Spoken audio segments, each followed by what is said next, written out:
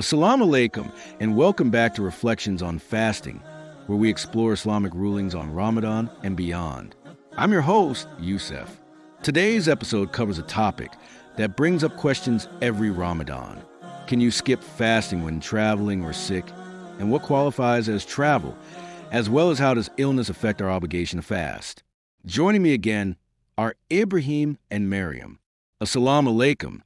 It's great to have you both back here with us to continue this very important discussion on this topic.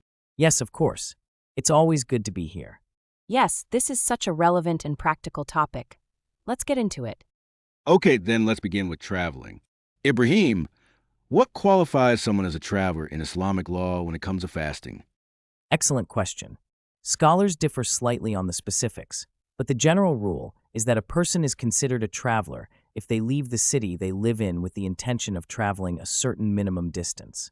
The commonly accepted distance is around 30 to 50 miles. If the journey is permissible and not sinful, the traveler has the option to not fast and then make it up later. This is based on the Quranic verse in Surah Al-Baqarah ayah 185 where it says, "And whoever is ill or on a journey, then an equal number of days are to be made up later." All right, that makes sense. But let me direct the next question to Maryam. Does one have to break the fast when traveling, or is it just an option? It's definitely an option, not an obligation. If fasting won't cause hardship, you can continue fasting during your travels. The Prophet, peace and blessings be upon him himself, sometimes fasted while traveling, and sometimes didn't. It's important to notice that in one hadith narrated by Bukhari and Muslim, he said, "It is not righteousness to fast while traveling." This hadith teaches us that if fasting causes real hardship during travel, it's better not to fast. But if it's easy and manageable, then you may choose to fast. It's amazing how Islam balances flexibility with spiritual strength, isn't it? Okay, now Ibrahim, can you tell us about when someone's sick? At what point are they actually excused from the usual obligations? Well, Islamic law recognizes both temporary and chronic illnesses. If someone is temporarily ill and fasting would delay healing or worsen their condition, they may postpone the fast and make it up later.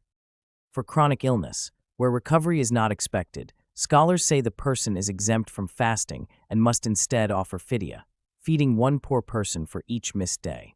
The Quranic verse in Surah Al-Baqarah, ayah 185, Allah says, "Allah intends for you ease and does not intend for you hardship." Maryam, can you tell us what's the role of medical advice here? Should someone rely on their own judgment or consult a doctor for advice? You definitely should consult a trustworthy doctor, especially if the condition is serious or involves medication. The decision to fast or not fast should be made with sincerity and caution, not simply for convenience. Intention matters a lot. We're not looking for loopholes, but following Allah's mercy in genuine circumstances. That was beautifully put.